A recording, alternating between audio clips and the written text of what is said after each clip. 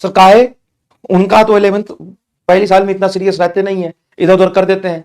तो सबसे ज्यादा इंपॉर्टेंट तो 11th वालों के लिए उम्मीद का लेक्चर, उनको देखना चाहिए। पूरे 11th उनका ढंग से रिवाइज हो जाएगा तो 12th अच्छे से शुरू हो जाएगा। तो ये तो अगले साल का कंपटीशन बढ़ जाएगा। हाँ, तो उम्मीद अगले साल के कंपटीशन बनाने के लिए सर 12th को उम्मीद का लेक्चर 12th वालों को देखना चाहिए। क्यों सर?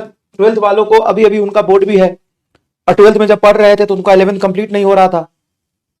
तो ये तो 12th वाले लड़कन के लिए है, 12th वाले लड़कन के लिए है सर। उम्मीद मतलब 11th वालों के लिए होता है। हाँ, ये पता ही नहीं था तुम्हें, बुर्बक। 11th वालों लड़कों के लिए है, बचपन के लिए है, और 12th वाले बचपन के लिए है।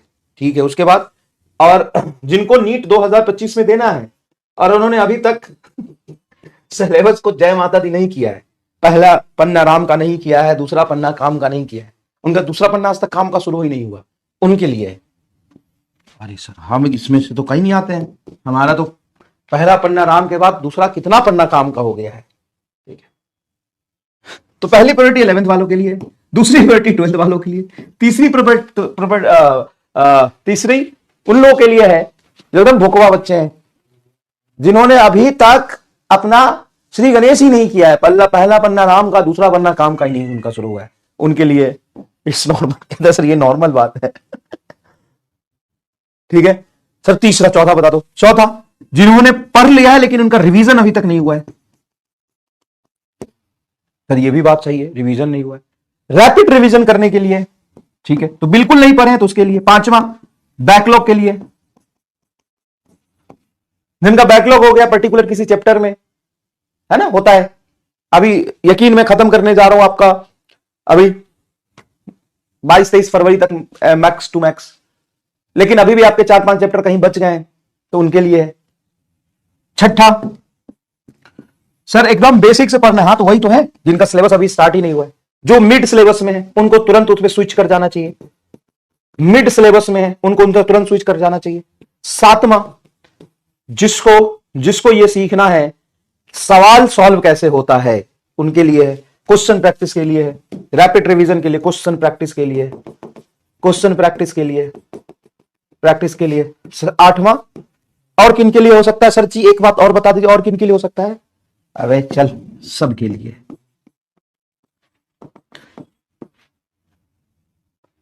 सर सबके लिए कैसे? इसको ऐसा डिजाइन ही किया है कि जिनका अभी तक पूरा सिलेबस कंप्लीट है, ठीक है, रिवीजन भी हो गया है, टेस्ट में नंबर आ रहा है, उनके लिए भी है। तो उनके लिए इसमें क्या है? उनके लिए यह है कि इसमें क्या इंक्लूड होगा।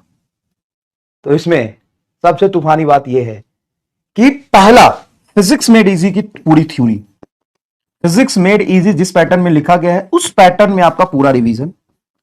और आप यकीन नहीं करेंगे, बेसिक मैथ के फर्स्ट लेक्चर में, मैंने बोलना नहीं था, ये थोड़ा सरप्राइज था, लेकिन तू स्वयं कर करके मेरे से मुंह से निकलवा दिया तो बोल देता हूं। बेसिक मैथ के फर्स्ट लेक्चर में 70 पीवाईक्यू तो नीट के हैं। टोटल पीवाईक्यू 10 साल में होंगे कितने, जरा बताना। अगर 10 साल में टोटल पीवाईक्यू में देखूं तो 10 साल में टोटल पीवाईक्यू होंगे सीधा है 45 गुना 10, लगभग 450 या 500 में 70 पीवाईक्यू तो मैं पहले लेक्चर में करा दूंगा बेसिक मैथ में।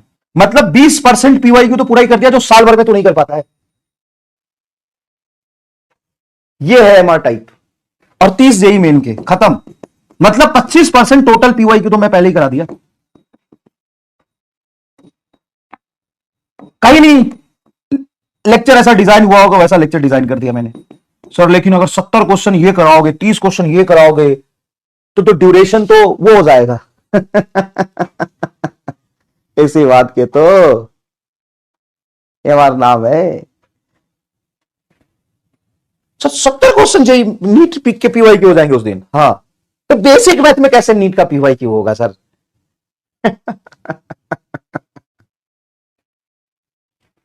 ठीक है 2000, अच्छा सरप्राइज हो जाएगा सुन के इस 30 में से तो 15 या 20 लगभग 2025 के जेई मेन के क्वेश्चन है। 2025 जेई मेन के क्वेश्चन। अब बताइए किसके लिए?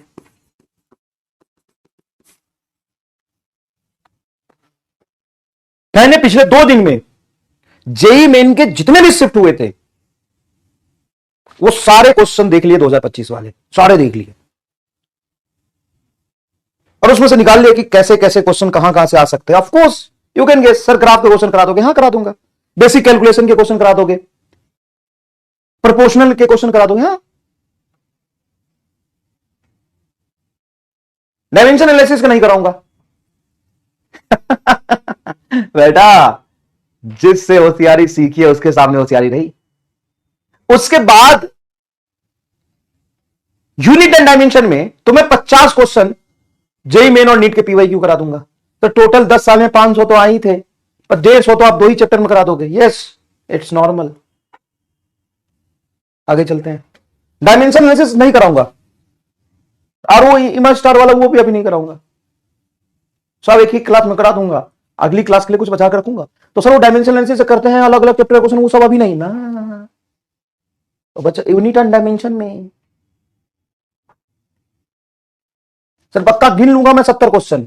सुनना है ना औकात तो गिन लेना, 70 नहीं वो 90 मिलेगा।